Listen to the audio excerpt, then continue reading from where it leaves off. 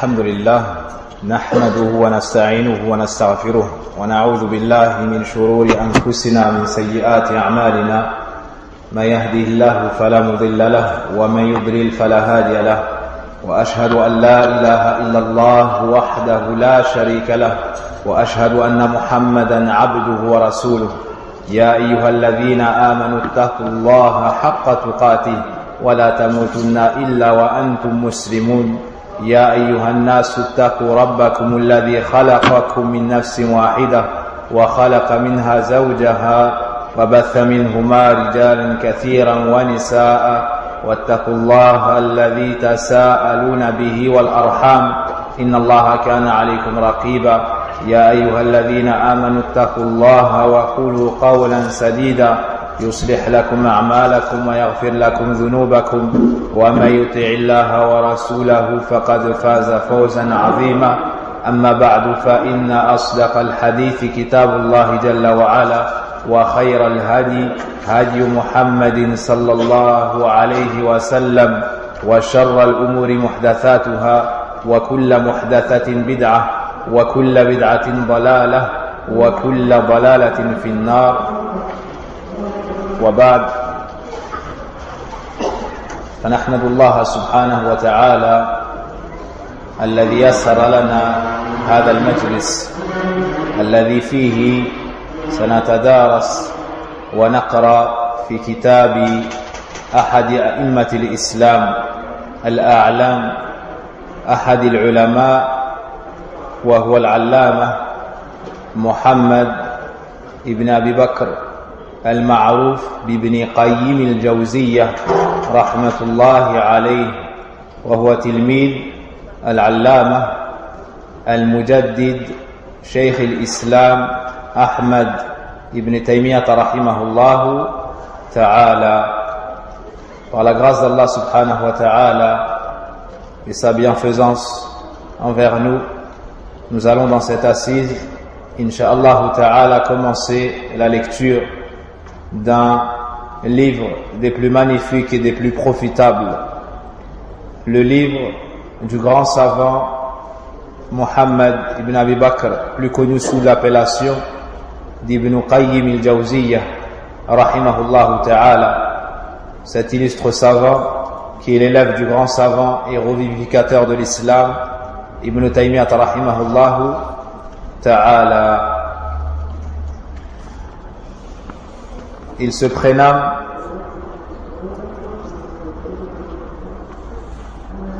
Muhammad ibn Abi Bakr ibn Ayyub ibn Sa'd. Il est originaire de Damas rahimahullah ta'ala. Et il est connu sous l'appellation d'Ibn Qayyim al-Jawziyya, car son père était le responsable de cette école qui a pour nom Al-Jawziyya, qui se trouvait à Damas. Il est né le 7 du mois de Safar de l'an 691 après Al-Hijra. Il est né la 7e nuit, ou bien le 7 du mois de Safar de l'an 691 après Al-Hijra, qui correspond approximativement à l'an 1291.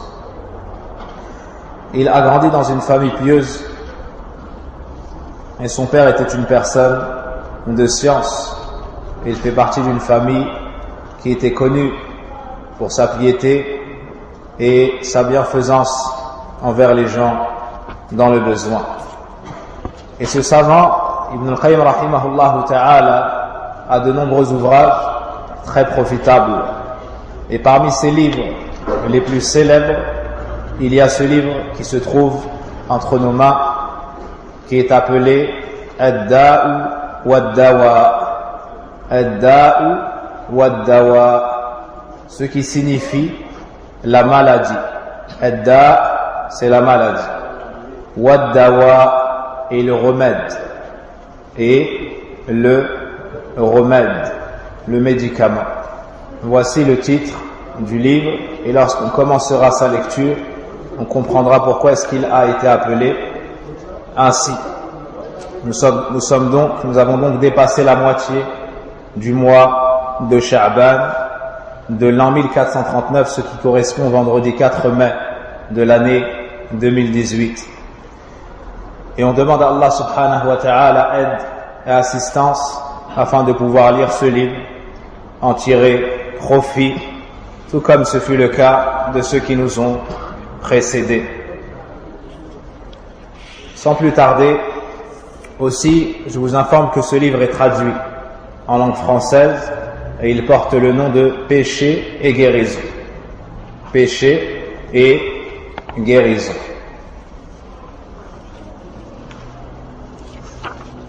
L'auteur commence Bismillahir Rahmanir Rahim wa bihi nasta'in.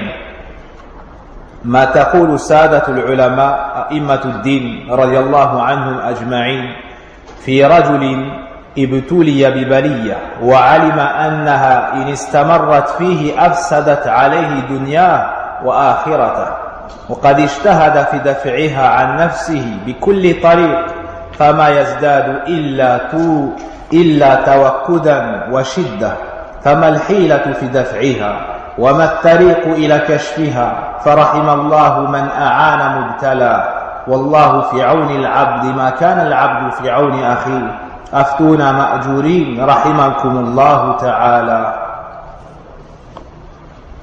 L'auteur commence par citer une question qui lui a été adressée. Donc ce livre tout entier a pour base la question d'un questionnaire. La plainte et la demande d'une personne qui a été éprouvée par un péché. Il tente de s'en défaire, il tente de le délaisser, mais à chaque fois, il y retourne. Il le déteste, il veut s'en séparer, mais son âme incitatrice au mal le pousse à replonger dans ce péché. Et il sait avec certitude que s'il reste dans ce péché, ne s'en défait pas, ne s'en repent pas pour fuir vers Allah, ce péché va marquer sa perte et sa destruction. Donc, qu'est-ce qu'il fait? Il revient au savoir. Fas'alu ahla dhikri in kuntum la ta'lamun. Demandez à ceux qui savent si vous ne savez pas. Il est donc revenu à Ibn al-Qayyim rahimahullah ta'ala et lui a posé cette question. Il dit, rahimahullah ta'ala, que disent les maîtres, les savants, les guides de la religion, les imams, qu'Allah les agrée tous d'un homme souffrant d'un péché dont il sait que s'il persiste à le commettre, il ruinera sa vie d'ici-bas et de l'au-delà. Cet homme cherche pourtant par tous les moyens à se débarrasser de ce mal, mais le désir ardent de le commettre, c'est-à-dire ce péché, ne cesse d'augmenter.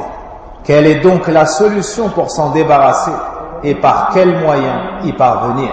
Qu'Allah fasse miséricorde à quiconque apporte son aide à une personne éprouvée. En effet, Allah vient en aide à son serviteur tant que celui-ci aide son frère. Renseignez-nous qu'Allah vous récompense. Donc la base de cet ouvrage est cette question. La base de cet ouvrage est cette question. Il est éprouvé par un péché qui est grave et qui a des conséquences très graves sur son cœur, sa religiosité et sa personne. Et si on regarde bien la question, et qu'on est sincère avec nous-mêmes, et si on regarde la société dans laquelle nous sommes, on se rendra à l'évidence que cette question, non seulement elle concerne ce questionnaire, mais en réalité, elle concerne beaucoup de personnes à notre époque. Plus particulièrement à notre époque. Cette époque dans laquelle les moyens de communication se sont développés. Cette époque dans laquelle les moyens de communication se sont développés.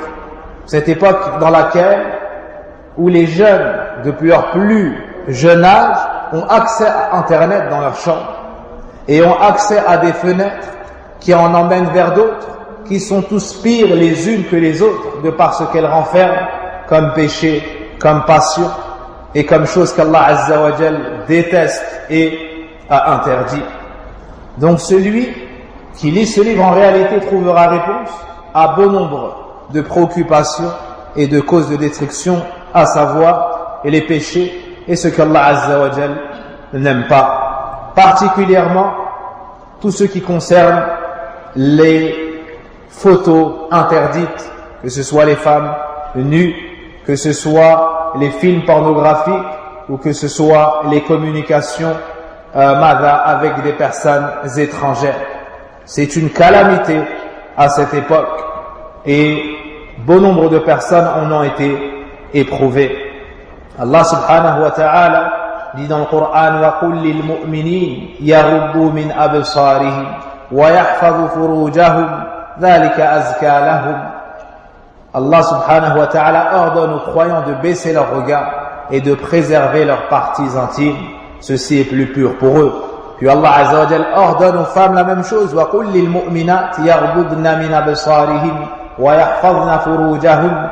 Donc c'est un ordre d'Allah Azza wa Jal afin de préserver nos cœurs et nos âmes et notre religion.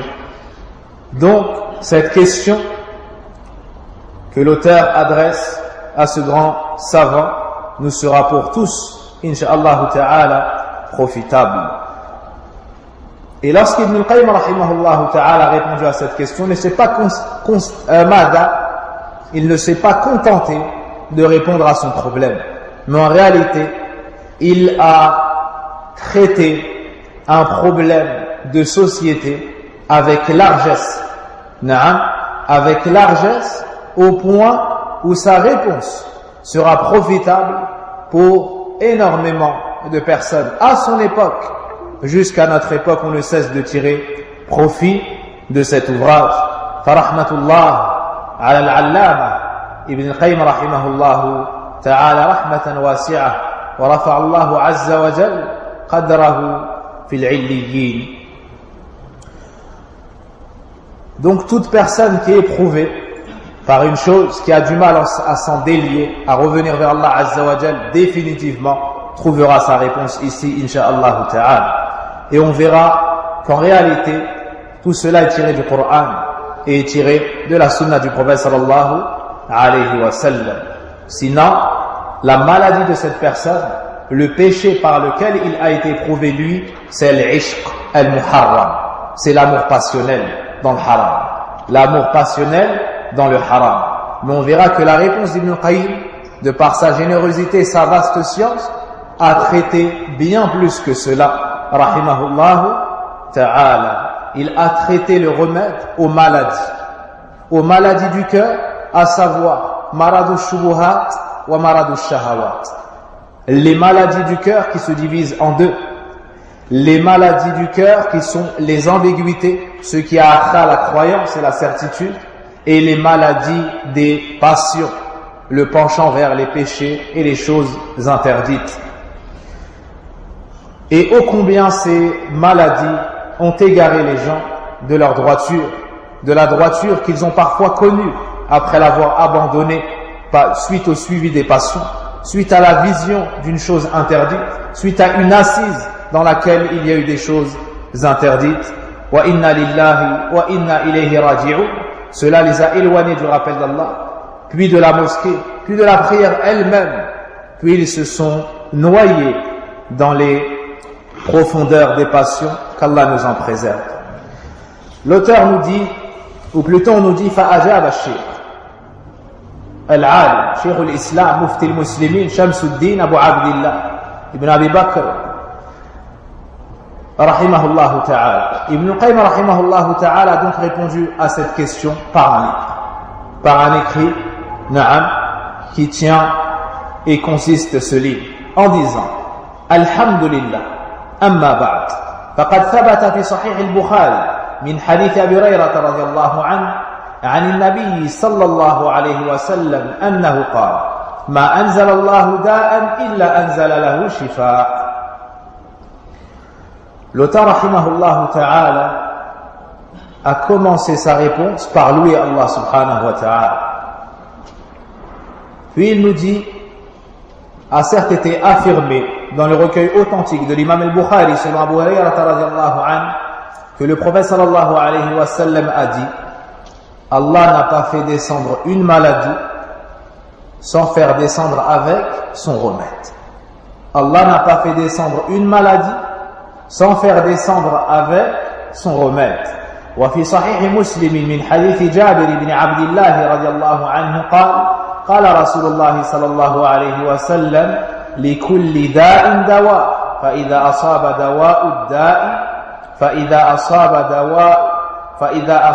دواء الداء برأ بإذن الله.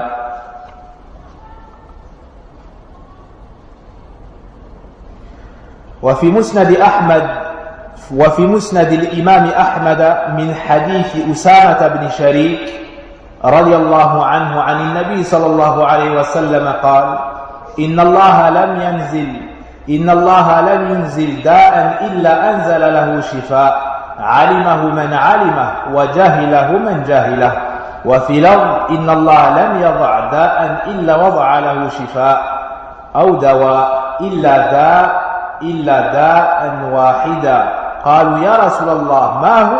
قال: الهرم. قال الترمذي: هذا حديث صحيح.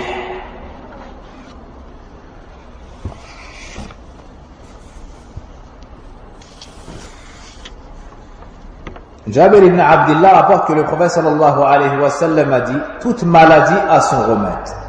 Quand ce dernier est appliqué au mal, le malade guérit par la permission d'Allah.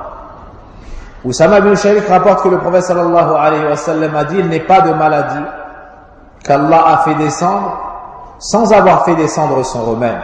Certains le connaissent, d'autres l'ignorent. Sous une autre formulation, il est dit: il n'est pas de maladie qu'Allah ait prédestinée sans en avoir prescrit le remède, exception faite d'une seule maladie. Les compagnons demandèrent: quelle est-elle, ô messager d'Allah? Il répondit: la vieillesse.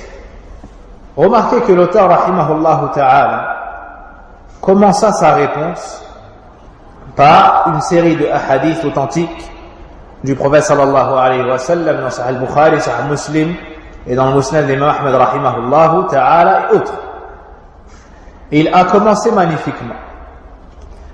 Cette personne qui vient questionner Ibn al-Qayyim, on peut imaginer son état. Et on peut imaginer son désarroi, son chagrin, sa fatigue. Ibn al-Qayyim rahimahullah ta'ala, en commençant sa réponse par la citation de ces ahadiths, il montre au questionneur que son problème a une issue. Son problème, aussi grave soit-il, il a une issue chez Allah Azza wa Jalla. Son problème a un remède. Il ne doit donc pas désespérer du secours d'Allah et de sa miséricorde. فهذا رحمني الله وإياكم من حسن البدء في جواب ابن القيم رحمه الله تعالى.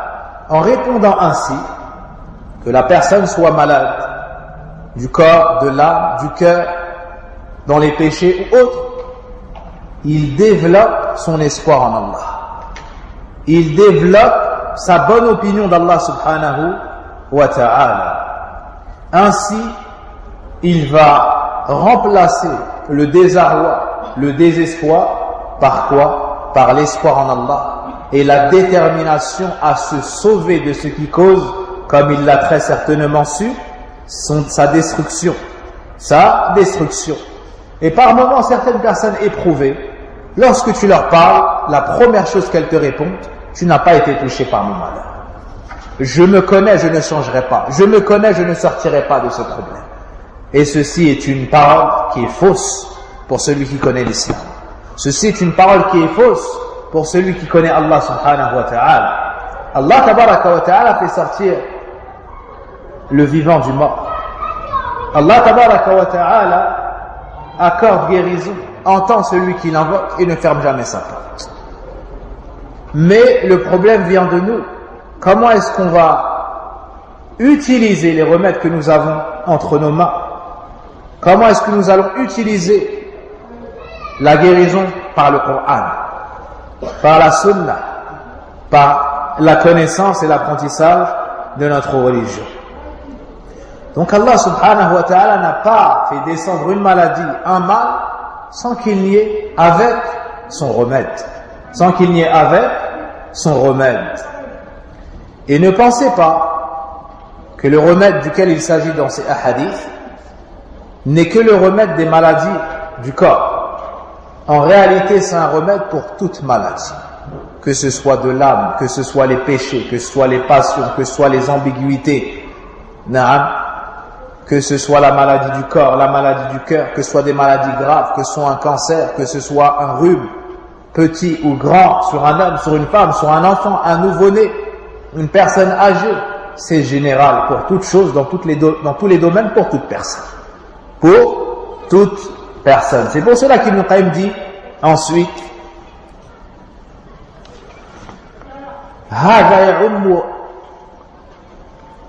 أدواء القلب والروح والبدن وأدويتها وقد جعل النبي صلى الله عليه وسلم الجهل داء وجعل دواءه سؤال العلماء وهذا يعم أدواء القلب والروح والبدن وأدويتها. Ibn al-Qayyim rahimahullah ta'ala nous dit, ces textes concernent les maladies du cœur, de l'âme et même les maladies physiques et leurs remèdes. C'est-à-dire que c'est général. C'est général. Donc, l'islam nous oriente vers le remède absolu, le remède général pour toute chose. Et le retour vers Allah Azza wa Jal est la réponse de base à tout problème. C'est pour cela qu'un soir le prophète sallallahu alayhi wa sallam s'est réveillé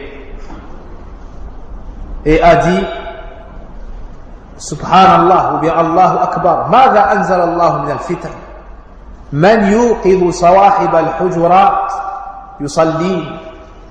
Un soir, le prophète alayhi salam, ou bien une nuit, s'est réveillé en sursaut et a dit Allahu Akbar ou bien Subhanallah. Qu'est-ce qui a été descendu comme trouble?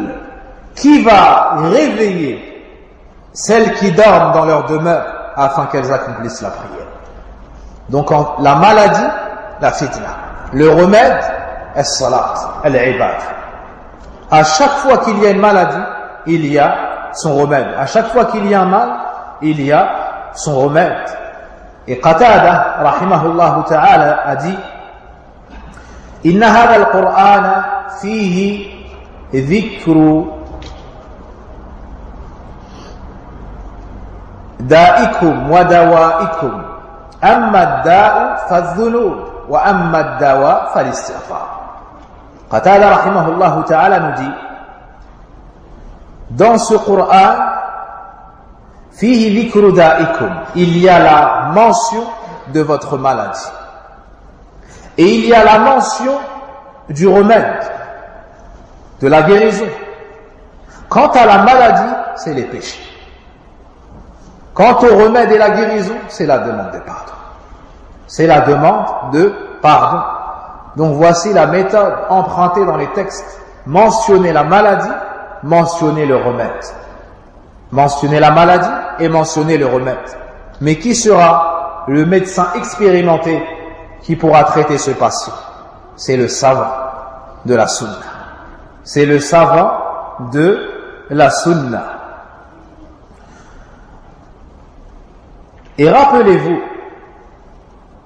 en regardant comment a commencé Ibn al-Qayyim rahimahullah ta'ala son livre et sa réponse, en développant l'espoir de la personne en Allah et puis en la délivrance de son problème, devant son problème, rappelez-vous l'homme qui avait tué 100 personnes.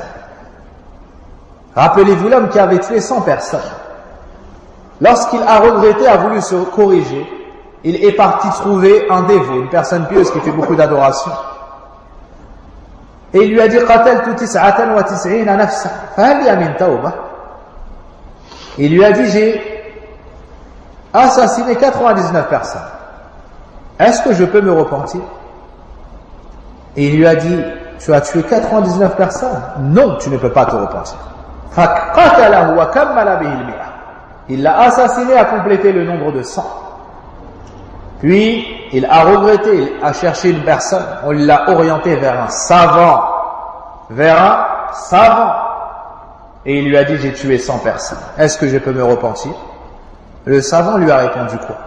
وَمَنْ يَحُولُ بَيْنَكَ وَبَيْنَ التَّوْبَةِ وَمَنْ يَحُولُ بَيْنَكَ وَبَيْنَ التَّوْبَةِ.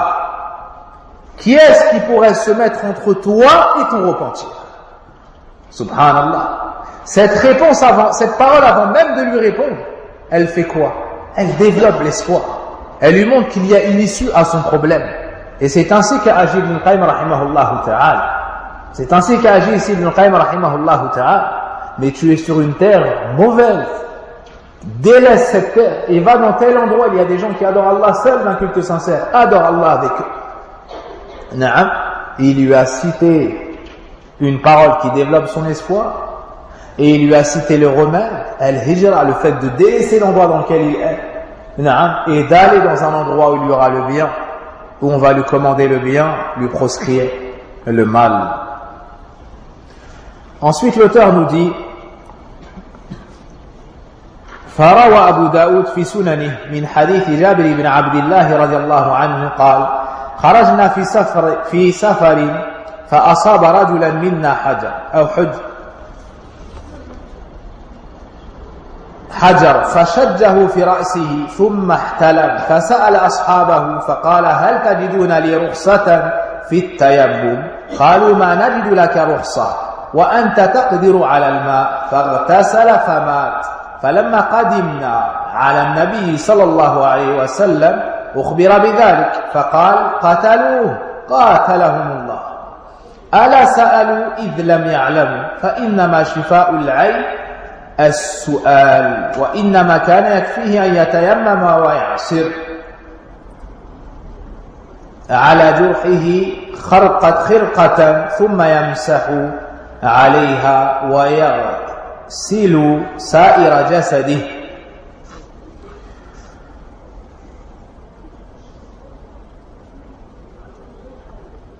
حسنه الألباني بشواهده.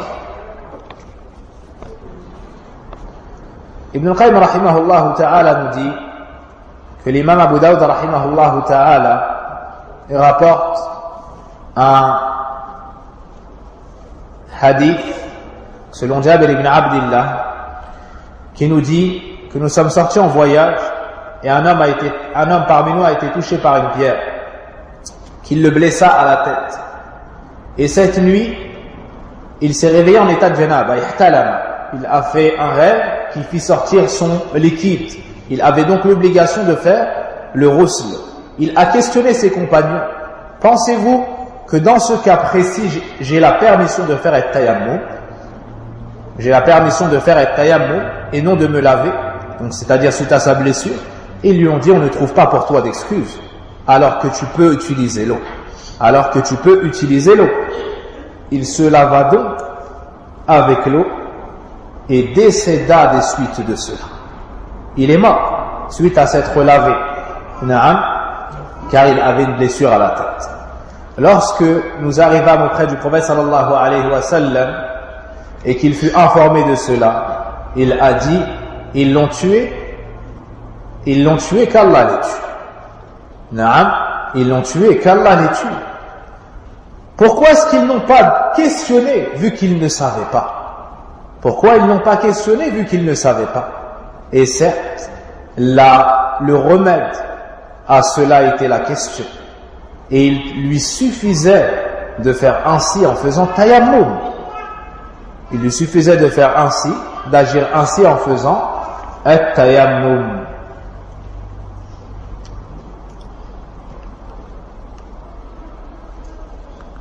Donc ils l'ont tué qu'Allah les fasse périr. Pourquoi ne se sont-ils pas renseignés vu qu'ils ignoraient la réponse à sa question? En effet, le remède de l'ignorance est le questionnement.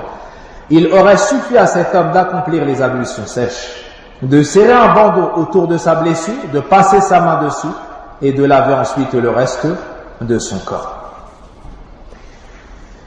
فأخبر أن الجهل داء وأن شفاءه السؤال. Dans ce hadith, le prophète alayhi salatu wassalam a informé que l'ignorance était la maladie et que le remède était la question. Le remède était la question. Donc ici on voit un point très important, c'est que celui qui doit t'orienter et le médecin qui doit te traiter doit être une personne savante et de confiance. Une personne qui connaît le domaine, la maladie et son remède, et qui est de confiance. À savoir les ulama de Ahl Sunnah. À savoir les ulama de Ahl Sunnah. Dans le cas contraire, leurs élèves et ceux qui prennent d'eux.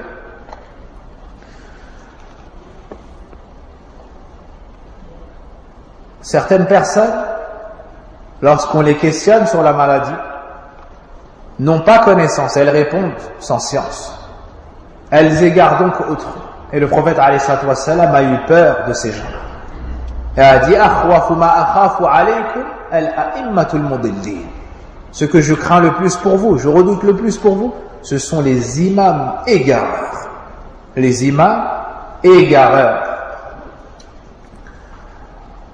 Donc c'est un point très dangereux que de répondre à une personne malade et de l'orienter avec ignorance. Ça peut causer la mort de la personne, comme on le voit dans ce hadith. Celui qui ne sait pas, il se tait et il maintient le silence. L'auteur nous dit ensuite Al-Qur'an shifa. Donc la première chose qu'a fait l'auteur, il a cité que toute maladie a un remède. La deuxième chose, le Coran est un remède. وقد أخبر سبحانه عن القرآن أنه شفاء فقال تعالى ولو جعلناه قرآنا أعجميا لقالوا لولا فصلت آياته أعجمي وعربي قل هو للذين آمنوا هدى وشفاء وقال وننزل من القرآن ما هو شفاء ورحمة للمؤمنين ومن هنا لبيان الجنس لا لتبعيض فإن القرآن كله شفاء كما قال في الآية المتقدمة فهو شفاء للقلوب من داء الجهل والشك والريب فلم ينزل الله سبحانه وتعالى من السماء شفاء قط أعم ولا أنفع ولا أعظم ولا أنجع من إزالة الداء في إزالة الداء من القرآن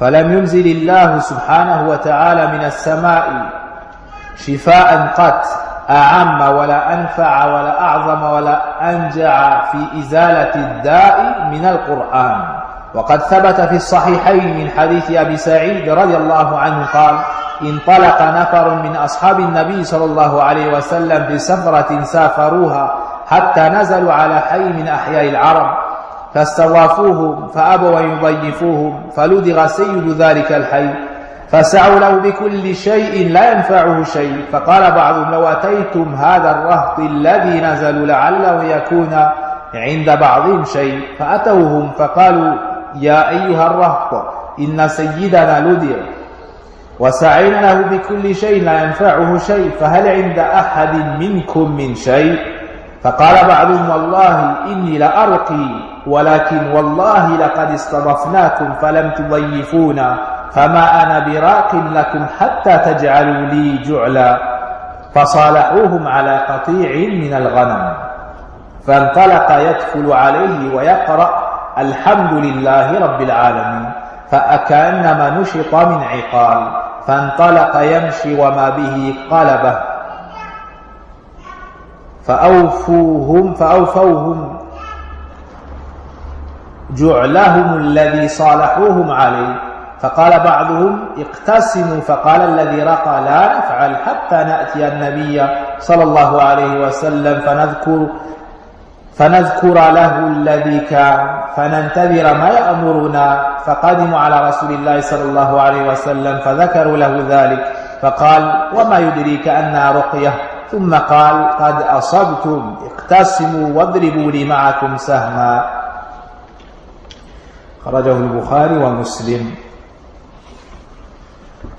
L'auteur rahimahullah ta'ala nous enseigne que le Coran est une guérison. Allah Azza wa Jal nous informe dans le Coran qu'il est un remède. Il nous dit sur la traduction des sens de ces versets dans Surat Fussilat 44 et l'Isra 82: si nous en avions fait un Coran en une langue autre que l'arabe, ils auraient dit: pourquoi ces versets n'ont-ils pas été exposés clairement? Quoi, un Coran non arabe et un messager arabe dit pour ceux qui croient, il est un guide et une guérison. Il est un guide et une guérison. Le Coran est une guérison. Dans l'autre verset, la traduction: ce que nous révélons du Coran est une guérison et une miséricorde. Donc tout le Coran tout entier est une guérison, non pas seulement une partie. Tout comme on le constate dans les versets précédents. Ainsi, le Coran guérit le cœur des maladies que sont l'ignorance, le doute, l'incertitude. Aucun des remèdes qu'Allah a fait descendre du ciel n'est plus complet, plus bénéfique, plus important et plus efficace dans la lutte de la maladie ou dans la lutte contre la maladie que le Coran. Il est également rapporté dans les deux recueils authentiques, c'est-à-dire le Bukhari et Muslim, selon Abu Sa'id radiallahu anhu, un groupe de compagnons du prophète sallallahu alayhi wa sallam en voyage firent halte dans un village. Ils demandèrent l'hospitalité à ses habitants, mais ces derniers refusèrent. Au même moment, le chef du village fut piqué par un scorpion. Les villageois usèrent de tous les moyens pour le soigner, sans que rien ne réussisse à apaiser feu de la morsure. L'un d'eux proposa: et si vous vous adressiez à ces voyageurs, peut-être ont-ils quelques remèdes? Ils se rendirent donc auprès du groupe de compagnons et leur dirent: notre chef a été piqué par un scorpion. Nous avons usé de tous les moyens pour le soigner, mais rien n'y fait. Auriez-vous quelques remèdes? Un des compagnons répondit: oui, je pratique la ruqya. Mais nous vous avons demandé l'hospitalité et vous nous l'avez refusé. Je ne ferai donc rien tant que vous ne nous accorderez pas, ou tant qu'on ne s'entendra pas sur une donation en cas de guérison. Ils se mirent alors d'accord pour un salaire de quelques moutons en cas de rétablissement. Le compagnon se rendit auprès du chef du village et récita Alhamdulillahi Rabbil Alamin, c'est-à-dire Al-Fatiha, Surat Al-Fatiha, tout en crachotant sur la blessure. Il lui a fait ruqya. La maladie fut alors rétablie immédiatement. Et il se leva et marcha comme si rien n'était.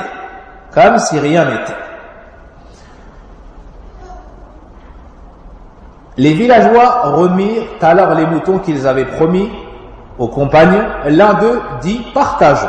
Mais celui qui avait pratiqué la ruqya répliqua: nous ne ferons rien avant d'aller voir le prophète sallallahu alayhi wa sallam, lui faire part de ce qui est arrivé, de voir ce qu'il nous enjoint.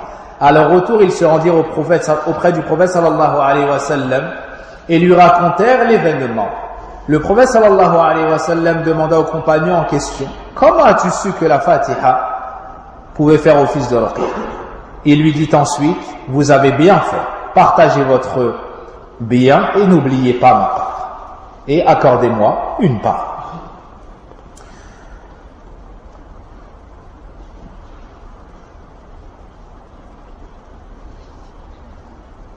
فقد أثر هذا الدواء في هذا الداء وأزاله حتى كأنه لم يكن، وهو أسهل دواء وأيسر.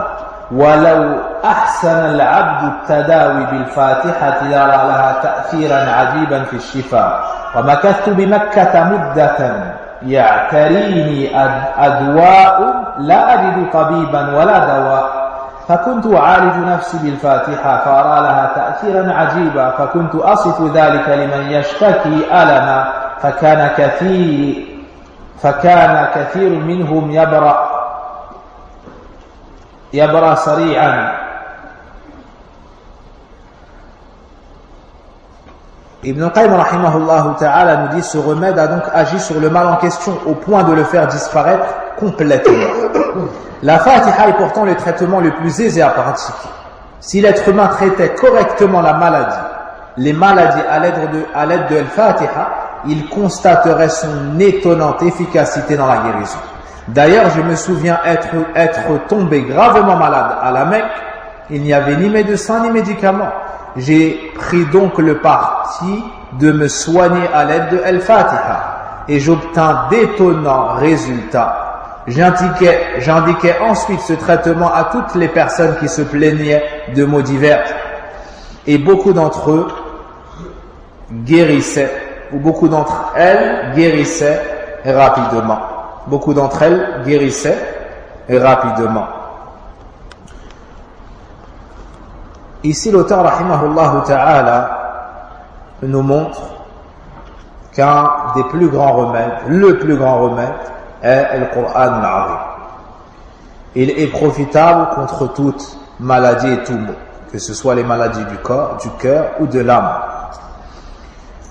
Ibn Qayyim rahimahullah ta'ala cite les preuves de cela, puis cite son expérience personnelle pour illustrer cela, non pas pour preuve.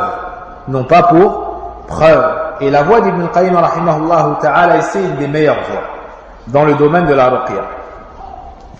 Qu'est-ce qu'il fait? Il enseigne à la personne comment se faire ruqya à elle-même. Afin qu'elle ne s'attache pas à sa personne, non, mais uniquement à Allah subhanahu wa ta'ala en revenant vers lui et recherchant la guérison auprès de lui. Même si c'est permis de demander ruqya et de prendre cela pour cause, mais l'excellence c'est de ne pas demander ruqya et de compter pleinement sur Allah azza wa jalla. La personne est tellement préoccupée par le fait de se diriger et chercher l'aide chez Allah qu'elle ne demande à personne la ruqya. Ici Ibn Qayyim rahimahullah ta'ala emprunte cette voie et nous oriente à nous faire ruqya nous-mêmes. Et souvent on reçoit des personnes éprouvées qui viennent demander un ruqya, et la bonne voie à suivre est de les orienter eux-mêmes à se faire ruqya. Et il dit mais je ne sais pas, alors on lui enseigne. Il dit je ne me reste pas beaucoup de Coran, on lui dit que la meilleure ruqya c'est le Fatiha, la meilleure ruqya c'est Ayatul Kursi, la meilleure ruqya c'est Qul a'udhu bi rabbil falaq, Qul a'udhu bi rabbin nas, ce que nous mémorisons tous ainsi que nos enfants. Mais il faut orienter les gens et leur montrer comment faire, tout simplement réciter en comptant pleinement sur Allah et en recherchant la guérison près de lui et postillonner sur sa personne. Et un des pieux prédécesseurs a visité un malade. Ce malade lui a dit « Fais dua pour moi ». Le savant lui a dit « Fais dua pour toi-même ». Naam, car tu es muttar, et Allah dit dans le Coran amma yujibul muttarra idha da'a wa yakshifu as-su', car toi tu es dans un cas de grande difficulté, dans une affliction, et Allah nous enseigne dans le Coran que celui qui est dans une grande affliction, Allah lui l'exauce. Donc la dua de celui qui a le problème pour lui-même est meilleure que la dua d'autrui pour sa personne. Naam. Et cela ne nous empêche pas nous par la suite de faire dua pour lui, mais on l'oriente vers ce chemin-là. Ensuite, en privé, on invoquera en sa faveur, bien sûr, ainsi que pour l'ensemble des malades ou des gens dans le besoin. Et lorsque tu fais ruqya, tu ne dois pas tester la chose. Tu dois avoir la certitude dans la promesse d'Allah.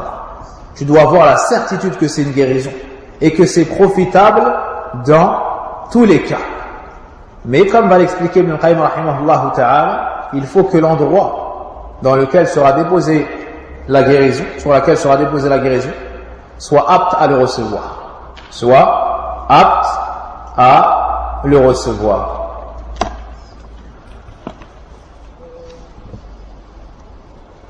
ولكن ها هنا أمر ينبغي التفطن له، وهو أن الأذكار والآيات أو الأدوية التي يستشفى بها ويرقى بها هي في نفسها نافعة شافية، ولكن تستدعي قبول المحل وقوة وهمة الفاعل وتأثيره،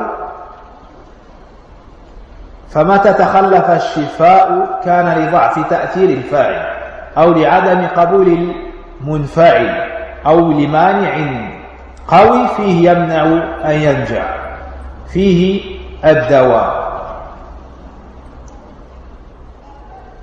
أن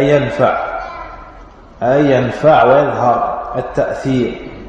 كما يكون ذلك في الأدوية والأدواء الحسية فإن عدم تأثيرها قد يكون لعدم قبول طبيعة لذلك الدواء وقد يكون لمانع قوي يمنع من اقتضائه أثره فإن الطبيعة إذا أخذت الدواء بقبول تام كان انتفاع البدن به بحسب ذلك القبول فكذلك القلب إذا أخذ الرقى والتعاويذ بقبول تام وكان للراقي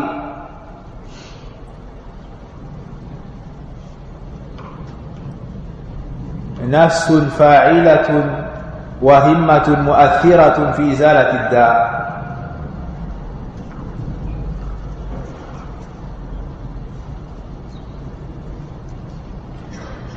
Ibn Qayyim rahimahullah ta'ala attire notre attention sur un point important en disant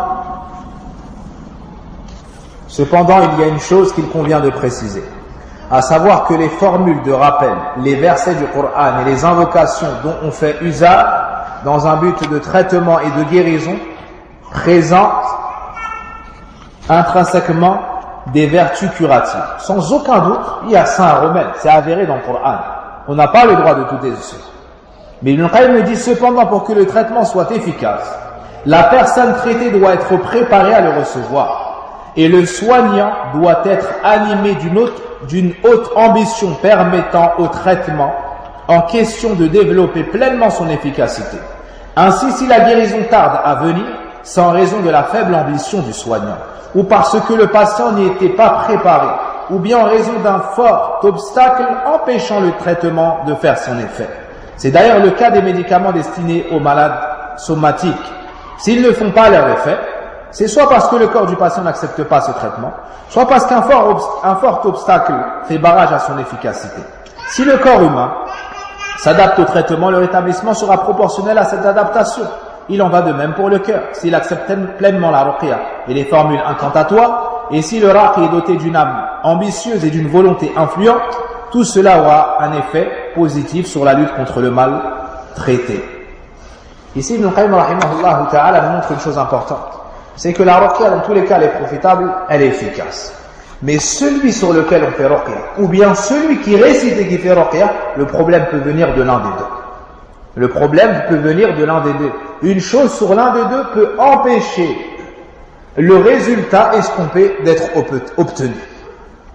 Donc certaines personnes disent, j'ai récité, mais j'ai pas vu la guérison, j'ai pas obtenu la guérison. Le problème ne vient pas du Coran, il ne vient pas de la ruqya. Le problème, il vient de la personne sur qui on récite ou de celui qui récite. Peut-être qu'il y a un défaut sur eux, qui empêche l'efficacité et qui empêche de faire apparaître les résultats escomptés.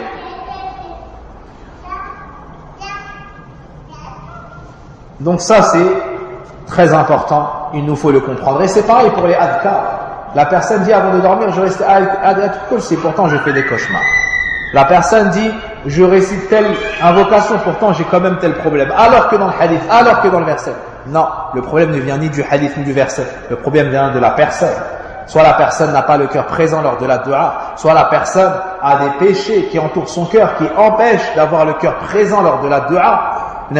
Soit la personne mange des choses muharrama, qui fait que l'invocation n'est pas passée, et ainsi de suite. Quoi qu'il en soit, on doit réviser nos personnes.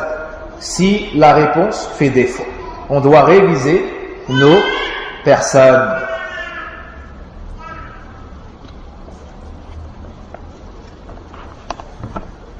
Le troisième point est الدعاء يدفع المكروه وكذلك الدعاء فإنه من أقوى الأسباب في دفع المكروه وحصول المطلوب ولكن قد يتخلف أثره عنه إما لضعفه في نفسه بأن كون الدعاء لا يحبه الله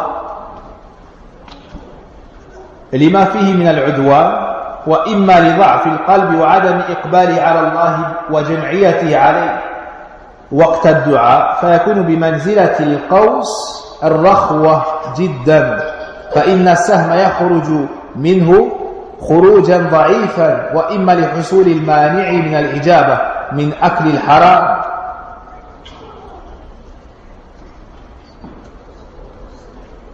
والريب الغطاء الذنوب على القلب واستيلاء الغفلة والشهوة واللهو وغلبتها عليها كما في مستدرك الحاكم من حديث أبي هريرة رضي الله عن النبي صلى الله عليه وسلم قال ادعوا الله وأنتم موقنون بالإجابة.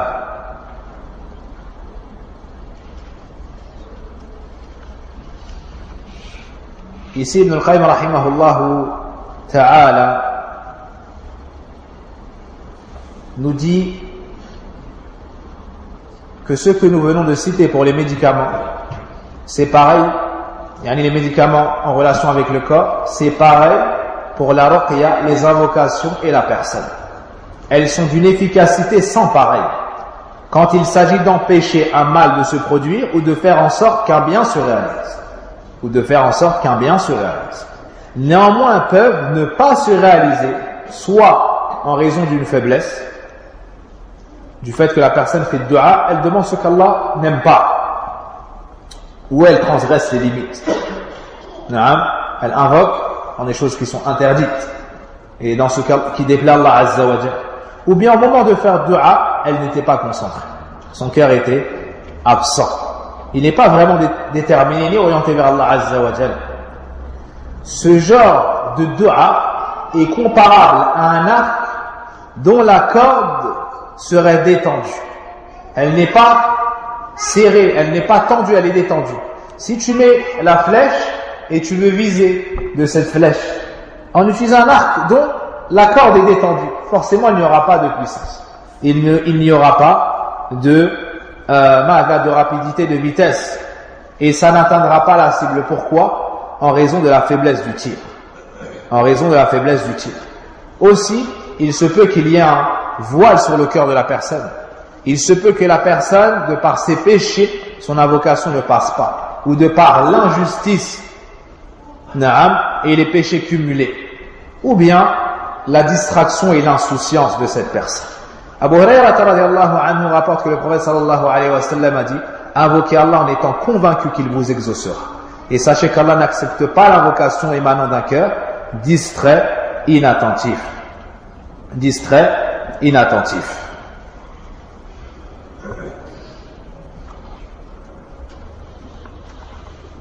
Dans le Coran, Allah subhanahu wa ta'ala, dans Surah Al-Isra, Allah subhanahu wa ta'ala nous montre que déjà dans le Coran, dans Sunna, c'est venu explicitement. Ad-du'a yanfa'u mimma nazala wa mimma lam yanzil. Ad-du'a, c'est profitable pour ce qui est venu, c'est-à-dire le mal qui est présent. C'est profitable pour qu'Allah te l'enlève. Et d'un mal qui n'est pas encore descendu, c'est-à-dire pour qu'il le repousse et ne tombe pas sur ta personne. Dans le Coran également, dans Surah Al-Isra, Allah Azza wa Jalla nous montre que les fausses divinités n'ont pas le pouvoir de repousser un mal présent, ni d'éviter un mal à venir. Lorsqu'il nous dit tabaraka wa ta'ala: قل ادعوا الذين زعمتم من دونه فلا يملكون كشف الضر عنكم ولا تحويلا. Ni ces fausses divinités qui sont en dehors d'Allah Azza wa Jalla, invoquées en dehors de lui, n'ont la capacité d'empêcher le mal de t'atteindre, ni de le retirer de ta personne une fois qu'il t'a atteint. Quant à Allah Azza wa Jalla, lui, c'est le seul capable de faire cela. Puis l'auteur rahimahullah ta'ala nous dit, il nous parle de l'invocation de celui qui est distrait, l'invocation de celui qui est inattentif. وَاعْلَمُوا أَنَّ اللَّهَ لَا يَقْبَلُ دُعَاءَ مِنْ قَلْبِ غَافِلٍ لَهُ فهذا دواء نافع مزيل للداء ولكن غفلة القلب عن الله تبطل قوته وكذلك أكل الحرام يبطل قوته ويضعفها. كما في صحيح مسلم من حديث أبي هريرة رضي الله عنه قال: قال رسول الله صلى الله عليه وسلم: يا أيها الناس إن الله طيب لا يقبل إلا طيبا وإن الله أمر المؤمنين بما أمر به المرسلين فقال: يا أيها الرسل كلوا من الطيبات واعملوا صالحا إني بما تعملون عليم. وقال: يا أيها الذين آمنوا كلوا من طيبات ما رزقناكم ثم ذاك الرجل يطيل السفر أشغث أغبر يمد يديه إلى السماء يا رب يا رب ومطعمه حرام وألبسه حرام وغذي بالحرام فأنا استجاب لذلك. رواه مسلم. وذكر عبد الله بن الإمام أحمد في كتاب الزهد لأبيه أصاب بني إسرائيل بلاء فخرجوا مخرجا فأوحى الله عز وجل لنبيهم أن أخبرهم أنكم تخرجون إلى الصعيد بأبدان نجسة وترفعون إلي أكفا سفكتم بها الدماء وملأتم بها بيوتكم من الحرام الآن حين اشتد غضبي عليكم ولن تزدادوا مني إلا بعدا. وقال أبو ذر يكفي من الدعاء مع البر ما يكفي الطعام من الملح.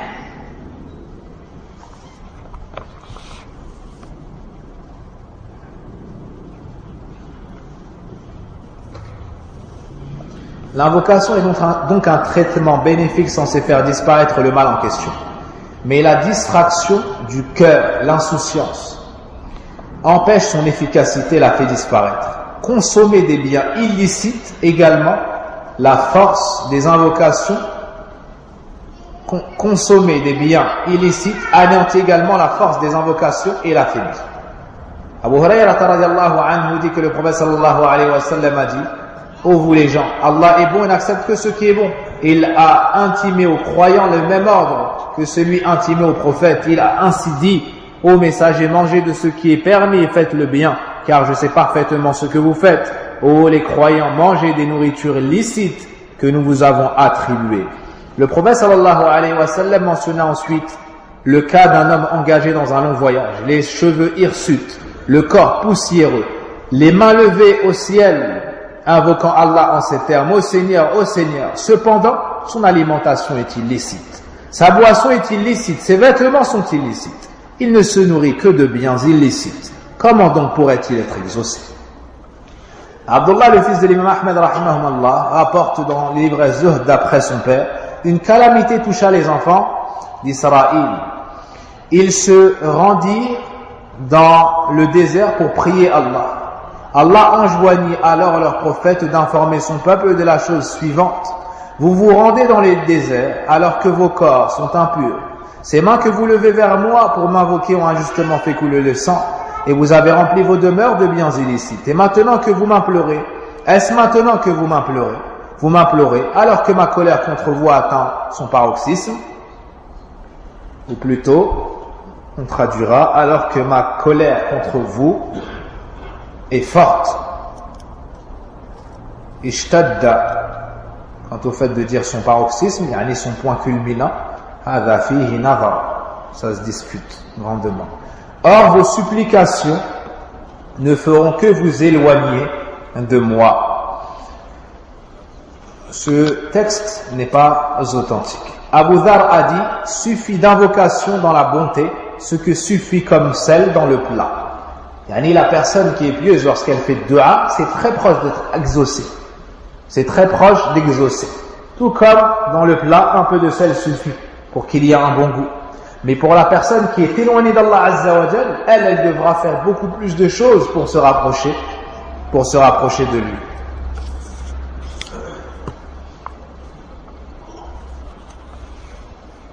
Ensuite, l'auteur, rahimahullah ta'ala, nous montre que ad-du'a est le meilleur remède. Ad-du'a est le meilleur remède. Retenez la succession des chapitres et des points cités par l'auteur, cela nous sera bénéfique. Et le sharh de Cheikh Abd al-Razzaq al-Badr, un grand savant de la mosquée du prophète sallallahu alayhi wa sallam et de sa ville, qui l'enseigne actuellement presque tous les jours de la semaine. Et vous pouvez suivre les cours en direct à 18h heure française via son site et d'autres liens. Et c'est de là que je m'abreuve et je vous transmets. Le shirk, Hafidahullah Ta'ala, a donné des conseils et des recommandations pour tirer pleinement profit de ceux. Il a conseillé tous ceux qui ont des moyens d'acheter le livre, à tous ceux qui ont encore plus de moyens d'offrir le livre, ou d'envoyer le lien pour pouvoir télécharger ce livre. Il a conseillé à ceux qui avaient la force de traduire dans leur langue, si le livre n'était pas traduit dans leur langue, de le traduire, afin de propager partout ce livre dans le monde, de par son grand bénéfice, de par sa grande utilité et par la grande science contenue dans ce livre. Aussi, il a recommandé aux élèves de noter les plus belles informations profitables, les fawaïd, et de les propager. De noter les informations les plus profitables et de les propager. De les noter, de les méditer et de les envoyer. Afin que le bien se répande. Afin que le bien se répande. Et remarquez que les gens du mal et de l'égarement dépensent énormément pour obstruer le chemin de la vérité, pour propager le haram. Alors à plus forte raison, les gens de la vérité se doivent de s'entraider dans la propagation du bien, dans la propagation du remède, après que le mal fut descendu. Wallahu al-musta'an. Donc on recommande également à nos frères et sœurs de faire ce noble travail, de prendre un cahier et de noter l'avancée. Par exemple, le Coran est la meilleure guérison. Ad-du'a est la meilleure guérison. Le Coran est une guérison, en plus des maladies du corps, mais aussi du cœur, de l'âme, et ainsi de suite. Tu résumes, et tu notes les fawaïd les plus importantes. Tu les notes. Puis, tu les écris. Après correction, tu les propages dans ton entourage. Tu les propages dans ton entourage et tu invites les gens à venir lire avec nous, à venir profiter avec nous, et tu propages ce bien. Le prophète alayhi salatu wassalam a dit: celui qui montre le chemin est semblable à celui qui l'a fait, qui aura fait la bonne action. Donc tu auras les récompenses de toutes ces personnes-là par la suite. Wabillahi at-tawfiq. Il a cité beaucoup d'autres choses, on se les rappellera au fur et à mesure des cours, insha'Allah ta'ala. والدعاء من أنفع الأدوية وهو عدو للبلاء أو عدو البلاء يدفعه ويعالجه ويمنع نزوله ويرفعه أو يخففه إذا نزل وهو سلاح المؤمن. L'auteur rahimahullah ta'ala nous dit: l'invocation est le remède le plus profitable et c'est l'ennemi du mal, de la maladie, du problème qui te touche. Il le repousse, il le guérit, ou il l'empêche même de descendre, ou après qu'il soit descendu, il le repousse, ou diminue ses conséquences et ses incidences après qu'il ne soit descendu. Et c'est en réalité l'arme du croyant. Et c'est en réalité l'arme du croyant. كما روى الحاكم في صحيحه من حديث علي بن أبي طالب رضي الله عنه قال قال رسول الله صلى الله عليه وسلم: الدعاء سلاح المؤمن وعماد الدين ونور السماوات والأرض. Ce hadith n'est pas authentique. Al-Albani là nous informe qu'il est dhaïf.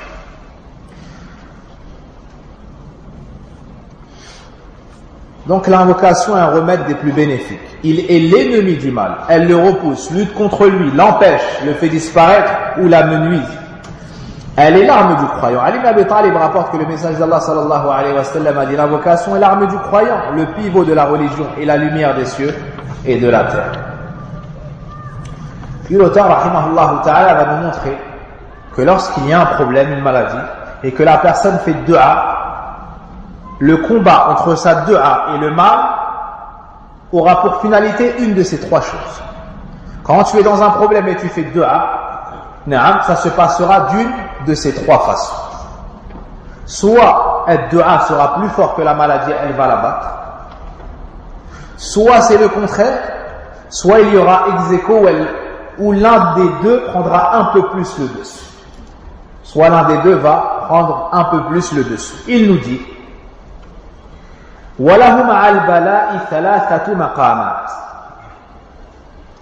par exemple, ça c'est une faïda qu'on peut noter et propager. Ça, c'est une faïda qu'on peut noter et propager. أحدها أن يكون أقوى من البلاء فيدفعه. Le premier cas, si l'invocation est plus forte que le mal, elle le repousse.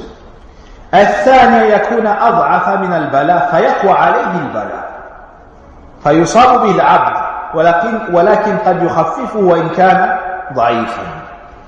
Deuxièmement, si elle est plus faible que le mal, celui-ci domine et atteint le serviteur. Mais l'invocation peut l'atténuer. L'invocation peut atténuer le mal qui l'a touché, même si elle est faible. Est-ce que c'est compris? Le premier cas, la dua est plus forte, ça repousse le mal. Le deuxième cas, le mal est plus fort que cette invocation. Alors le mal reste, mais il peut diminuer suite à l'invocation.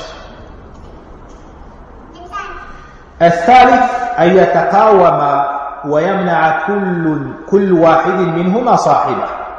Le troisième cas, c'est lorsqu'ils font ex-aequo. Ils sont de force égale et s'empêchent l'un l'autre. وقد روى الحاكم في صحيح من حديث عائشة رضي الله عنها قال رسول الله صلى الله عليه وسلم لا يغني حذر من قدر والدعاء ينفع مما نزل ومما لم ينزل وإن البلاء ينزل فيلقاه الدعاء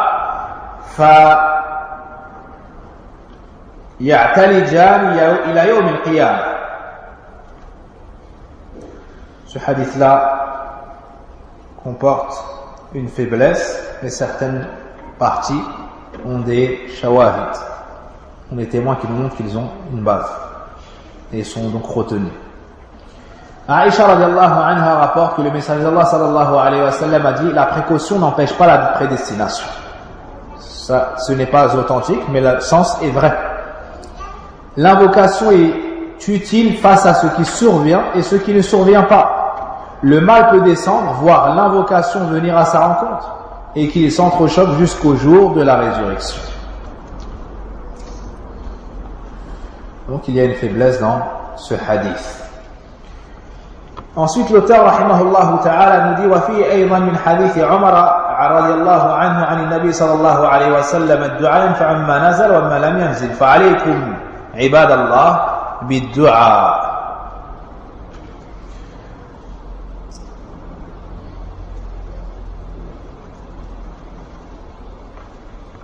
L'invocation est utile face à ce qui survient et ce qui ne survient pas.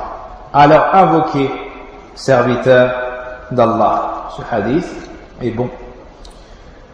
ثوبان رضي الله عنه وفي أيضا من حديث ثوبان عن النبي صلى الله عليه وسلم قال: لا يرد القدر إلا الدعاء ولا يزيد في العمل إلا البر وإن الرجل ليحرم الرزق بالذنب يصيبه. خرجه الحاكم l'imam al-Hakim rahimahullah ta'ala rapporte ce hadith et il est bon, comme l'a dit Cheikh al-Albani rahimahullah ta'ala.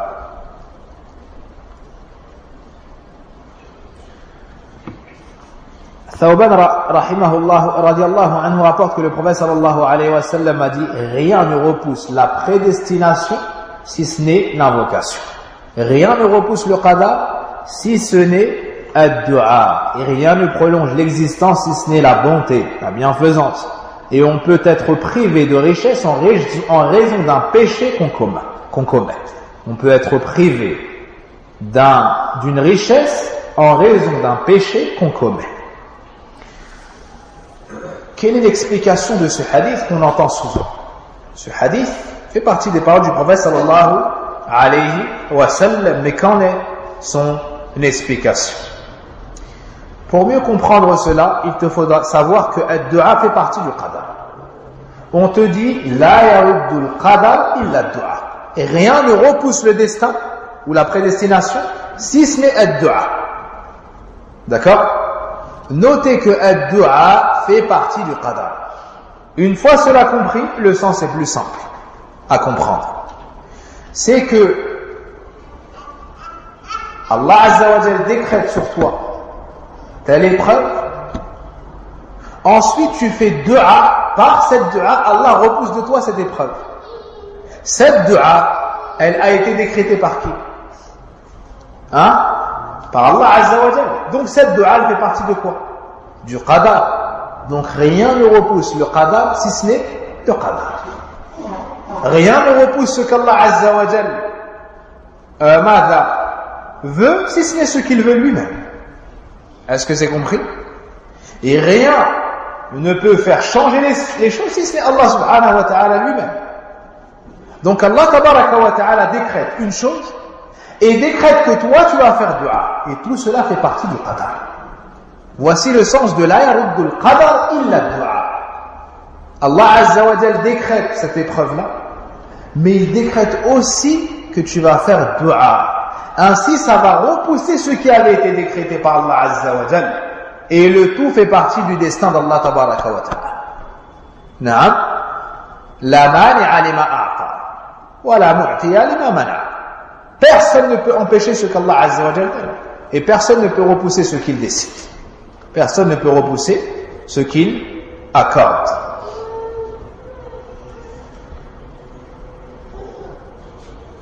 Donc Allah Azza wa Jalla qaddara as-sabab wal musabbab. Ici, il y a un grand encouragement à une chose, c'est quoi? Ad-dua. On te montre que même la chose qui a été décrétée comme mal pour toi, avec ad-dua, Allah Azza wa Jalla le repousse. Avec ad-dua, Allah Azza wa Jalla le repousse, quelle que soit la chose, quelle que soit sa difficulté et sa gravité. Ensuite, l'auteur nous cite un point supérieur à dua, au simple fait de faire dua.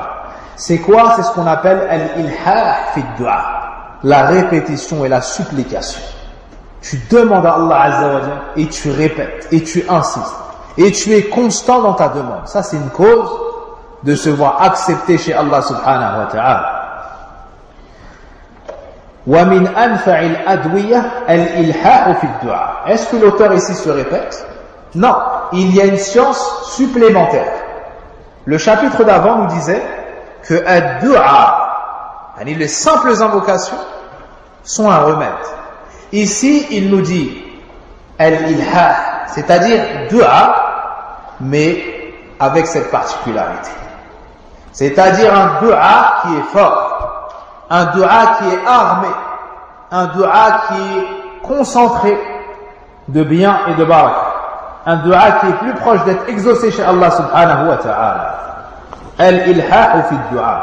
وقد روى ابن ماجه في سننه من حديث أبي هريرة رضي الله عنه قال قال رسول الله صلى الله عليه وسلم من لم يسأل الله يغضب عليه.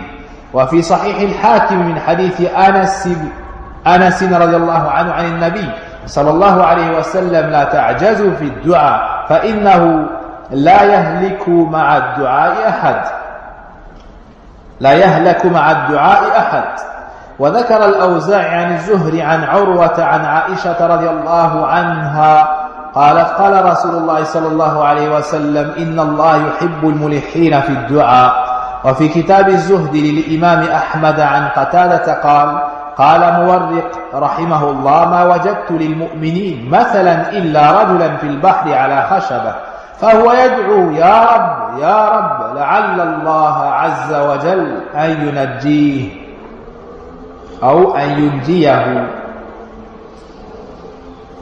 L'auteur rahimahullah ta'ala attire notre attention sur une des grandes causes d'acceptation de dua, qui est et répéter sa demande, supplier Allah Azza wa Jalla, répéter, rester constant. Tu lui demandes hier, tu lui redemandes aujourd'hui. Tu lui as demandé aujourd'hui, tu redemandes ce soir. Tu as demandé ce soir, tu demandes à la fin de la nuit. Puis tu demandes le matin, puis tu ne te lasses pas de cette adoration. Ça c'est l'ilha fi dua. Ne dis pas j'ai demandé, ça n'est pas venu. Non, demande. Anta fi khayr, t'es dans le bien, t'es dans l'adoration, t'es dans l'élévation, t'es dans les hasanat, t'es dans l'agrément d'Allah, t'es dans ce qu'Allah aime. T'es dans ce qu'Allah aime. Fastakthir min al-khayr. Naam, ajoute autant que possible de ce bien-là. L'auteur rahimahullah ta'ala nous dit l'insistance dans la vocation compte parmi les meilleurs remèdes. Abu Hurayrah radhiyallahu anhu rapporte que le messager d'Allah sallallahu alayhi wa sallam a dit celui qui ne demande pas à Allah, il se met en colère contre lui. Allahu Akbar. Celui qui ne demande pas à Allah, il se course contre lui. Ici on voit quoi? Qu'Allah Azza wa Jal aime le dua et aime ceux qui font le dua. Un point tel que ceux qui ne lui demandent pas, il se met en colère contre eux. Donc ici il y a un encouragement à beaucoup faire le dua. Il y a un encouragement à beaucoup faire le dua. Tu sais que le Seigneur des mondes, ton Créateur, celui que tu aimes par-dessus tout, Tabaraka wa Ta'ala, il aime une chose. Et tu sais que cette chose vient de toi. Comment est-ce que tu vas te comporter? Si la personne, walillahi al-mathalul a'la, a connaissance que sa chère mère aime une chose, wallahi, yawmiyan ya'ti biha. Chaque jour il vient avec. Même s'il doit faire un deuxième travail pour avoir les moyens de lui apporter cette chose, il se met au service de sa mère, lillahi azza wa jalla, parce qu'il sait que ça c'est l'islam. Et ça c'est rida Rabb, c'est l'agrément d'Allah. Et il sait que ça c'est la chose qu'Allah aime après la prière en son temps. Birrul walidayn. Na'am. Alors il apporte cette chose à sa mère chaque jour, parce qu'il sait qu'elle l'aime. Il cherche l'agrément d'Allah azza wa jalla à travers le site. Sahih. Mais là, c'est pas un besoin d'une créature. Là, c'est une chose aimée chez Rabbul Alamin. C'est une chose aimée chez celui qui t'a créé, celui vers lequel tu vas revenir, qui va te juger. Quelle est cette chose? Est-ce qu'elle nécessite de porter des charges lourdes, de dépenser des choses bien aimées au nafs, d'accomplir une longue distance, de voyager, de quitter sa famille? Non. Ad-du'a. Ad-du'a. Tu fais dua, tu es assis, tu fais dua, tu es allongé, tu peux faire dua, tu marches, tu peux faire dua. Non, tu es chez toi, tu peux faire dua, tu es au masjid, tu peux faire dua, en soudoud, tu fais dua. Ça, c'est la chose qu'Allah Azza wa Jal aime beaucoup. Et à l'inverse, si tu délaisses cette dua, Allah Azza wa Jal se course. Allah Azza wa Jal se met en colère. Subhanahu wa ta'ala. فَمِنْ صِفَةِ الرَّبِّ جَلَّ جَلَالُهُ الْغَضَبُ. Parmi les attributs d'Allah Azza wa Jal, al-ghadab. Et ça, c'est un attribut qui doit nous faire peur de désobéir à Allah Azza wa Jal, qui doit nous faire peur de nous éloigner de cette adoration qui est ad-du'a. Donc Allah Azza wa Jal aime ceux qui s'humilient devant lui, aime ceux qui lui demandent, aime ceux qui répètent leur demande, car ils savent que cette demande et ce besoin se trouvent chez Allah. Ils savent qu'ils ont un Seigneur tout-puissant, riche, généreux. Ils savent que seul Allah mérite le dua. Tous ces sens-là, Allah les aime. Allah aime te voir humilier, lui demander, savoir que personne ne peut t'accorder ça, c'est celui. Allah aime voir ce cœur pur de par tawhid, ce cœur pur de se diriger vers notre qu'Allah tabaraka wa ta'ala, ce cœur pur dans la connaissance de savoir, dans la conviction, dans la croyance que ce qu'Allah veut, il le donne, et ce qu'il ne veut pas, personne ne pourra me le donner. Ces sens-là, s'ils se lèvent dans le cœur, ça c'est le cœur pur. Ça c'est le cœur qu'Allah Azza wa Jal aime et qu'Allah Azza wa Jal rétribue avec largesse. Donc on voit ici que de répéter sa demande, de s'humilier devant Allah est une cause pour qu'Allah nous donne. Et que Allah Azza wa Jal aime le dua. Et le poète a dit Wallahu yaghdabu in tarakta su'lahu wa bunayyu Adam hina yus'alu yaghdabu. Naam, Allah se met en colère lorsque le fils de Adam délaisse sa demande. Quand le fils de Adam ne demande pas Allah, Allah se met en colère. Et le fils de Adam, lui, c'est lorsqu'on lui demande qu'il se met en colère. Ibn Adam, tu lui demandes une fois, il se met en colère. Allahu Akbar. Ou tu lui demandes une fois, il donne avec plaisir, car il pense que tu ne vas jamais plus lui redemander. Et si tu lui reviens à nouveau, il se met en colère et il n'aime pas ta rencontre. Allah subhanahu wa ta'ala, lui, plus tu frappes à sa porte, plus tu lui demandes, plus il aime. Et il donne. Avant que tu aies demandé, il t'a donné. Tu demandes, il te donne encore. Et après ta demande, il te donnera encore. Kulla yawmin huwa fi sha'n. Chaque jour, il donne, subhanahu wa ta'ala. Il soigne ton malade. Il guide les gars. Il guide les gars. Il te donne un enfant. Il te donne la richesse. Il te soigne. Il t'enlève une tristesse. Il te remplace par une joie. Chaque jour, Allah Azza wa Jal te donne une zakat. Et plus tu lui demandes, plus il aime. Et il donne avec largesse. Et tout ce qu'il a donné, depuis la création des cieux et de la terre, jusqu'aujourd'hui, cela n'a rien diminué de son royaume, tabaraka wa ta'ala. Comme on le verra dans un hadith du prophète alayhi salatu wassalam. Donc Allah Azza wa Jal aime que tu fasses montrer ton besoin, aime que tu t'humilies devant le Seigneur des mondes, tabaraka wa ta'ala. Et cela ne doit être que pour Allah Azza wa Jal. Huwa al-hayy la ilaha illa hu fad'uuhu mukhlisina lahu ad-din. C'est le vivant, nulle divinité n'est digne d'être adorée excepté lui. Adorer le don ou invoquer le don d'un culte sincère. Ensuite, l'auteur rahimahullah ta'ala nous dit, on va pas tarder à s'arrêter pour ne pas être trop lourd.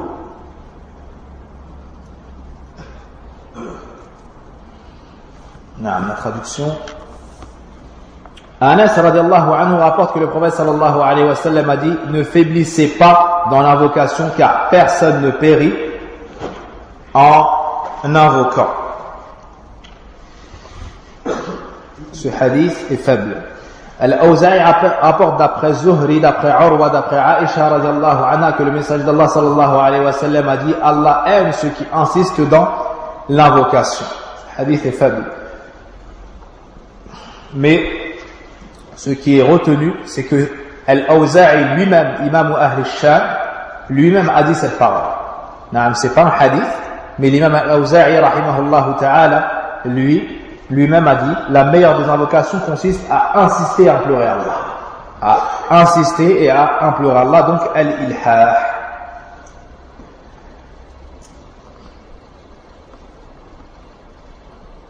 Dans le livre Az-Zuhd, l'imam Ahmed rapporte d'après Qatada que Muwarriq rahimahullah a dit: je n'ai trouvé comme exemple pour illustrer la situation du croyant que celui d'un homme sur un bout de bois au milieu des flots qui invoque Seigneur, Seigneur, afin qu'il le sauve. Un homme dans la mer, il n'a pour bouée qu'un bout de bois, il s'y tient. Et Cheikh Abdul Razzaq Habibullah Ta'ala dit: on peut aussi imaginer qu'il ne s'est pas bien lâché.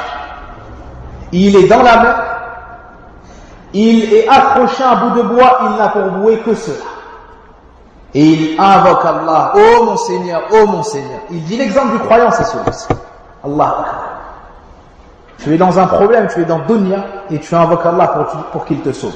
Ta situation est telle un homme dans la mer qui n'a pour bouée qu'un bout de bois, il s'y accroche fermement et il met tous ses espoirs en Allah, il l'invoque: Ya Rab, afin qu'il le sauve. Donc, nous, on doit chercher quel est le remède pour sortir de ces fitaines. Le remède, c'est quoi?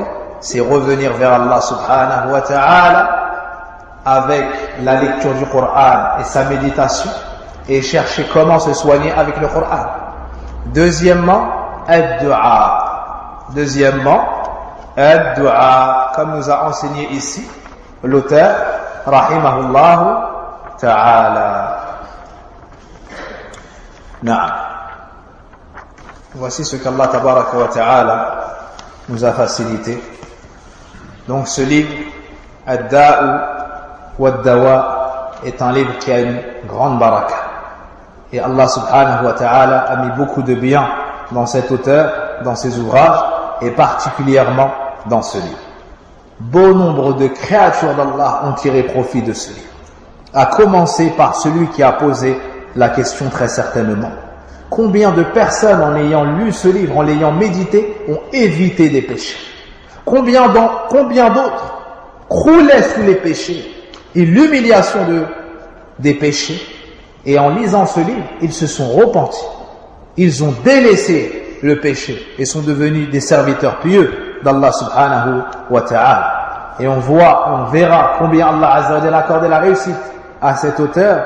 Dans cet écrit, il y a de nombreuses guidées du fait que c'est pris du Coran et de la Sunna. Et on a aussi vu que la cause de cet ouvrage est une question posée par un homme qui a été éprouvé par des péchés. Il n'arrivait pas à s'en libérer et tout en sachant, malgré qu'il savait qu'il causait sa perte et sa destruction surtout s'il continuait dans cette voie. Et on voit aussi la grande baraka qu'il y a à fréquenter les gens de science et venir auprès d'eux. Le fait d'aller vers les gens de science, fréquenter les gens de science, poser nos questions aux gens de science, les ulama de Ahl Sunnah, il y a dans cela tout le bien. Il se peut qu'avec une réponse, une personne et toute sa descendance soient guidées. Il se peut qu'avec une réponse, un peuple entier sorte de l'égarement. Un peuple entier sorte de l'égarement. Donc on demande à Allah subhanahu wa ta'ala de nous aider, de nous assister dans la lecture de ce livre et dans sa méditation et d'en tirer les fruits escomptés. Innahu waliyyu dhalik wal qadiru alayhi. Donc celui qui est touché par un péché, par un mal, il n'arrive pas à s'en sortir, il se rappelle, il se rapproche des gens de science. Il questionne les gens de science. Il ne reste pas dans son problème seul. Aussi on voit de cela l'endurance du savant. Le savant doit accorder du temps. La personne qui connaît doit accorder du temps à ceux qui les questionnent pour essayer de régler leurs problèmes. Et il doit être généreux. Par définition, le prêcheur est généreux. Le prêcheur donne de son temps, de sa santé. Il sacrifie du temps de sa famille pour la communauté. Donc ça, c'est un point très important. Ibn al-Qayyim, rahimahullah ta'ala, regardez tout le temps qu'il a donné, subhanallah, à la question de cet homme-là. À la question de cet homme-là, rahimahullah ta'ala. Aussi, on voit qu'il faut préparer la question. Vous avez vu comment est-ce qu'il a posé la question, le comportement qu'il a eu, le respect qu'il a eu, les du'as qu'il a prononcés, et les textes qu'il a utilisés, rahimahullah ta'ala. Et les savants ont dit probablement que cet homme-là a une grande sincérité au moment de poser la question. Parce qu'Allah Azza wa Jalla a mis beaucoup de baraka à travers sa question. Et lorsque le prêcheur, le savant, celui qui répond, met de la douceur, de la science et du tact, il y a des effets très bénéfiques pour faire sortir les gens de l'égarement et du mal. Et les savants ont grandement fait les éloges de ces livres, que ce soit Ibn Baz, Ibn Uthaymin ou les anciens. Certains ont même dit que la cause de leur repentir a été la lecture de ce livre. Et Cheikh Abdel Razak ta'ala dit parmi les grands bienfaits d'Allah sur ma personne, que très tôt j'ai connu ce livre, étant jeune. Et si le jeune lit ce livre étant jeune, ça va le préserver. Inch'Allah, ça sera comme une citadelle, une protection, une forteresse. Ça le préservera de beaucoup de problèmes. C'est réellement la description de la maladie et du remède. Et très souvent, Cheikh Mohammed Aman al-Jami, rahimahullah ta'ala, dans ses cours, faisait référence à ce livre. Très souvent, il faisait référence à ce livre et recommandait de lire ce livre. Ibn al-Wazir, rahimahullah ta'ala, lui-même a fait les éloges à la fin de l'un de ses livres et il a orienté vers ce livre à la fin en disant aux gens de revenir à ce livre-là. Et dans beaucoup de fatawa de l'Ajnad Da'ima, d'Ibn Baz, d'Ibn Uthaymin et des grands savants, ils font référence à ce livre. Souvent lorsqu'on les questionne, ils font référence à ce livre. Et ils disent que dans ce livre-là, il y a réellement le remède à beaucoup de maux pour celui qui veut sortir de ses problèmes. Pour celui qui veut sortir de ses problèmes, car c'est pris du Coran et de la Sunna. Et à notre époque, cette époque dans laquelle de nombreuses fitanes sont apparues, des fitanes qui n'étaient pas autant des anciens, on a encore plus besoin de ce genre de livres qui fendent les cœurs, font couler les larmes et poussent au repentir et au retour vers Allah Azza wa Jal. Fafirru ila Allah, wallahu a'lam. وصل اللهم وبارك على نبينا محمد وعلى آله وصحبه أجمعين سبحانك اللهم وبحمدك أشهد أن لا إله إلا أنت أستغفرك وأتوب إليك اللهم يا حي يا قيوم اللهم يا حي يا قيوم اللهم صل وسلم على نبينا محمد وعلى آله وصحبه أجمعين اللهم يا حي يا قيوم برحمتك نستغيث أصلح شأننا كله ولا تكلنا إلى أنفسنا طرفة عين يا حي يا قيوم برحمتك نستغيث أصلح شأننا كله ولا تكلنا إلى أنفسنا طرفة عين ربنا آتنا في الدنيا حسنة وفي الآخرة حسنة وقنا عذاب النار ربنا آتنا في الدنيا حسنة وفي الآخرة حسنة وقنا عذاب النار اللهم إنا نسألك الهدى والتقى والعفاف والغنى اللهم اغفر لنا ذنوبنا وكفر عنا سيئاتنا وتوفنا مع الأبرار. اللهم يا حي يا قيوم، اللهم يا حي يا قيوم يا ذا الجلال والإكرام، يا عليم يا خبير. اللهم علمنا ما جهلنا وانفعنا بما تعلمنا وزدنا علما وعملا. والله أعلم. سبحانك اللهم وبحمدك، أشهد أن لا إله إلا أنت، أستغفرك وأتوب إليك، والحمد لله.